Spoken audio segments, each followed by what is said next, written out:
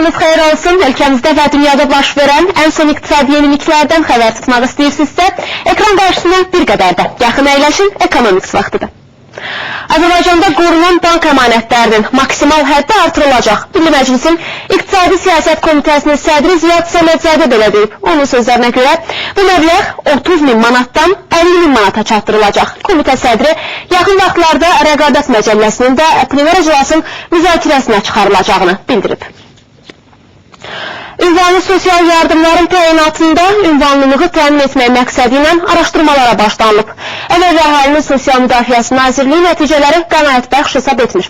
Bu sahədə nöqsanların aşkarlandığı bildirilir və Nazirlik şəffaflığı artırmaq məqsədi ilə ictimaiyyətin yardımına ehtiyac olduğunu bildirir. Rayonlarda, şəhərlərdə əhalimizin az təminatı təbəqəsində olan insanlara müraciət edirəm. Onlara müraciət edərək xahiş edirik ki, onlar həm Nazirliyin saytında yerləşdirilən adlı siyahıya baxmaqla müəyyən edə bilərlər ki, burada az təminatlı təbəqələrə aid olmayan insanlar var. Eyni zamanda bütün rayon şəhər əhalinin sosial müdafiəsi mərkəzlərində adlı siyahılar kağız variantında mərkəzin görünən yerində asılmışdır. Orada baxmaqla onlar müəyyən edə bilərlər ki, tanıdıqları təbii ki adamlardan az təminatlı təbəqəyə aid olmayan adamlara ünvanlı sosial yardım verilir. Azərbaycanın hazırki ünvan sistemi demək olar ki, yararsızdır. Hər bir ünvan dəyişməz olmalıdır. Bu ünvanlara rəqəmlərdən ibarət unikal kodlar verilməlidir. Əmək məsələləri Dövlət Komitəsinin sədri müavini Rafiq Cəlilov Lider televiziyasına müsahibəsində belə deyib. Bildirib ki, artıq Bakı şəhəri üzrə 1000 küçə və prospektə giriş ünvanları təyin edilib. Rəqəmli kodlardan istifadə edərək gələcəkdə naviqasiya sistemində quraşdırmaq olacaq. Ünvan reyestri yaradıldıqdan sonra bütün dövlət qurumları, ictimai qurumlar, bələdiyyələr vətəndaşlar üçün açıq olacaq. Onlar həmin ünvan reyestrinə daxil olmaqla istənilən ünvanı, dəqiq ünvanı əldə edəcəklər və ünvanlar hal-hazırda əvvəlki mövcud ünvanlardan nə ilə fərqlənəcək? Təkcə bina yox, binanın girişi, mənzildirsə mənzilin mərtəbəsi də həmin ünvanda qeyd olunacaqdır.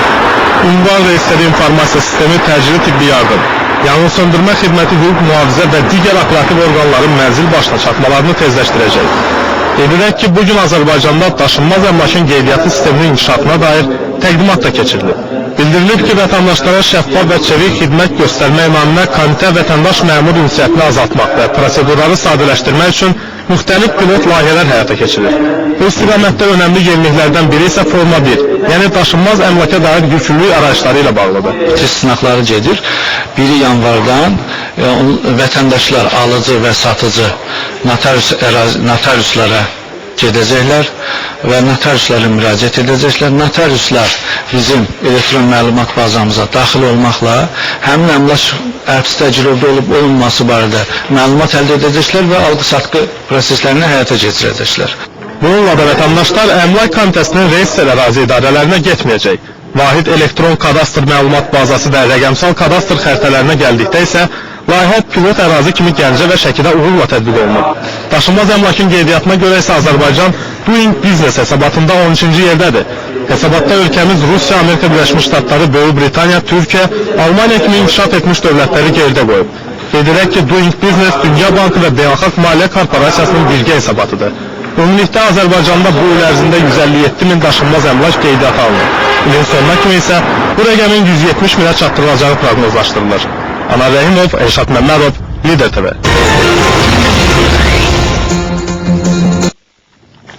İqtisadi Əməkdaşlıq və İnkişaf Təşkilatının proqnozuna görə Abrazonanın iqtisadi enişinin dəf edilməsi 2015-ci ildən tez baş verməyəcək. Təşkilatın baş katibi Anhel Gurre Brüsseldə Avropa Parlamentinin deputatları ilə görüşdən sonra belə deyib. Bankların iflasdan xilas edilməsi yetərli deyil. Onlar müştərilərinə kredit verməlidir. Problem menşədə məhz bundadır. Banklar kredit vermirlər. Hesab edirəm ki, burada hökumətin yardımı lazımdır. Hökumət banka zəmanət, stimul və yaxud ilkin zərəri öz öhdəsinə götürərək kömək edə bilər. Əgər maliyyə sistemində vəziyyət yaxşılaşmasa, Avrozonanın iqtisadi vəziyyəti kritik olaraq qalmaqda davam edəcək. Əgər təklif dəyərləndirilsə, 2015-ci ildən sonra hiss edilən yüksəlişi müşahidə edə bilərik. Portuqaliya parlamenti 2004-cü il üçün sərt büdcə layihəsini təsdiqləyib, ölkə əhalisi və müxalifət partiyaları isə buna ciddi şəkildə etiraz ediblər. Portuqaliya parlamenti əhalinin iri miqyaslı etiraz aksiyalarına baxmayaraq, gələn üçün nəzərdə tutulan büdcə paketini təsdiqləyib. Müxalifət ciddi şəkildə yeni büdcəyə qarşı çıxsa da, prosesə mane olmaq üçün yetərli səs toplaya bilməyib. Təsdiqlənən qərar gələn xərclərin kütləvi azaldılmasını və vergilərin artırılmasını nəzərdə tutur. Elektrik enerjisi və təbii qazın əlavə dəyər vergisi 4 dəfə artırılaraq 23% təmin edilir. Restoranlar üçün isə 13%-dən 23%-ə qaldırılıb. Sizin qida məhsulları və içki üçün təyin etdiyiniz əlavə dəyər vergisi minlərlə kiçik və orta biznes subyektinin çətin vəziyyətə salacaq. Portuqaliya bundan çox əziyyət çəkəcək. Ölkənin Maliyyə Naziri Maria Luiz Albuquerque'nin çıxışı zamanı isə aksiyaslar parlament zalına daxil olaraq müxtəlif şüarlar səsləndiriblər. Çıxışını bir müddət yarıda saxlayan nazir daha sonra məruzəsini davam etdirərək bunları bildirib. Sərt iqtisadi qərarlar Portuqaliyanın maliyyə müstəqilliyini bərpa edəcək. Gələlik ölkəmizə göstərilən beynəlxalq yardım proqramının vaxtı bitir. Bundan sonra kreditorları əmin etməliyik ki, alınmış vəsaitlərin qaytarılması üçün borc bazarına qayıda bilərik. Əmək haqlarının və sosial ödənişlərin azaldılması vacib şərtdir. Dövlət xərclərinin 70%-ni məhz bunlar təşkil edir. Hökumət büdcə xərclərini 3,9 milyard avro azaltmaq niyyətindədir ki, bu da ümumdaxili məhsulun 2,3% deməkdir. Cari ildə büdcə kəsiri ümumdaxili məhsulun 5,5% dərər etsə, genel bu rəqəm 4% endirilməsi planlaşdırılıb. Ən sərt qərarlardan biri də əmək haqlarının azaldılması ilə bağlı olub. Onların 12%-ə qədər azaldılması qərarı təsdiqlənib. Bu qərar hətta minimum əmək haqqı, yəni aylıq 675 avro alanlara da şamil olunub. Ümumilikdə bu qərar 600 min insana şamil ediləcək ki, onların da 80% dövlət sektor işçiləridir. Bundan əlavə hökumət Konstitusiya Məhkəməsindən aldığı müsbət rəyə əsasən dövlət qulluqçularının həftəlik iş saatını 35 saatdan 40 saata qədər artırıb. Kipr Bankı cari ilin 6 ay ərzində 1,8 milyard avro zərər edib. Bu barədə bankın maliyyə hesabatında qeyd olunur. Səbəb kimi, Avrogrupun mart ayında restrukturizasiya tələbindən imtina etməsi göstərilir. Hesabatda o da qeyd olunur ki, maliyyə ilinin sonunun nəticələrinə əsasən bank 28,3 milyard avro kredit verib.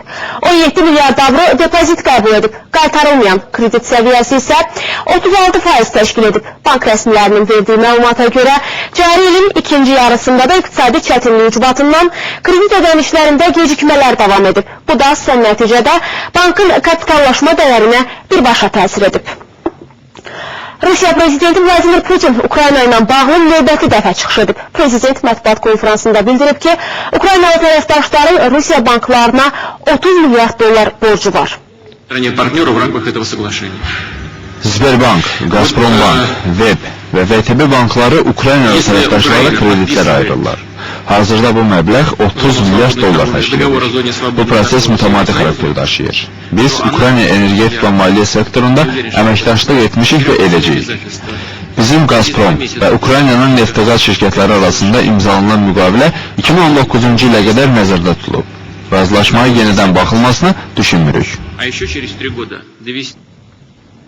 Buxarestdə Mərkəzi və Şərqi Avropa liderləri və Çinin hökumət nümayəndələrinin iştirakı ilə sammit keçirilib. Əsas müzakirə mövzusu isə Avropaya investisiya axınının gücləndirilməsi olub.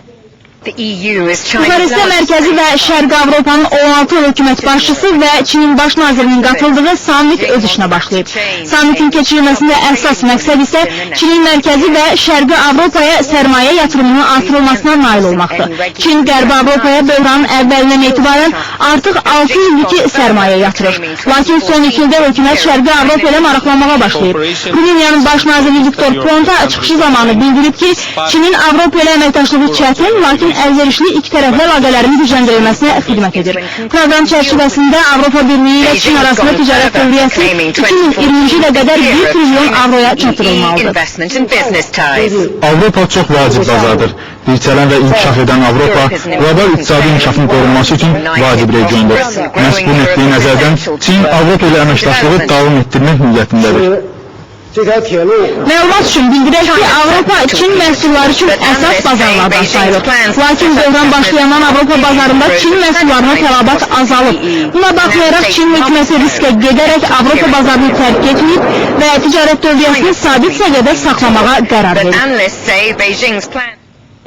İtaliya hökuməti Rusiya ilə əməkdaşlığı daha da gücləndirməyi planlaşdırır. İtaliyanın baş naziri Enrico Letta Rusiya prezidenti Vladimir Putinlə görüşü zamanı bildirib ki, Rusiyadan ölkəyə investisiya axını təmin etmək İtaliya iqtisadiyyatına canlanma gətirəcək. Rusiya ilə imzalanan yeni sənədlər İtaliya iqtisadiyyatında canlanmaya qarantdır. Turizm, energetika və sənaye sahələrində əməkdaşlıq yüksək effektivlik vəd edir. Biz çalışmalıyıq ki, Rusiyanın İtaliyaya sərmayə həcminin artırılmasına nail olaq. Bundan öncə isə tərəfdaşlarımızı iqtisadi bazarın etibarlılığına əmin etməliyik.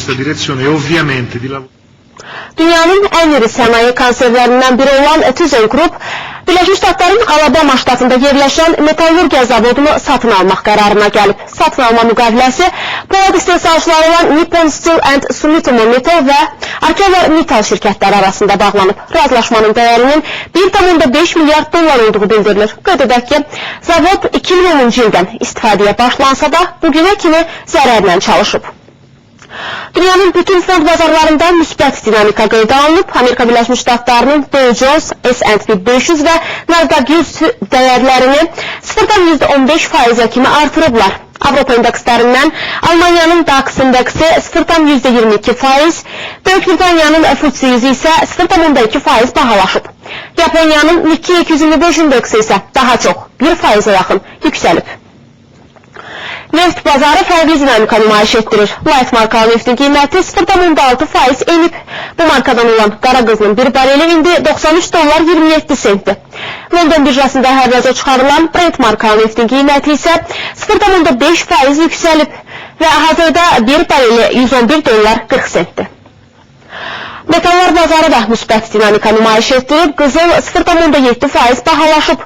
Bu qiymətli metalın bir unsiyası hazırda dünya bazarında təxminən $1251 satılır. Gümüşün qiyməti $20.04, bu 1%-ə yaxın bahalaşma deməkdir. Platinin qiyməti $1379 kimi yüksəlib. Palladiumun da qiyməti artıb, mis 0,25%, alüminium isə 0,34% bahalaşıb.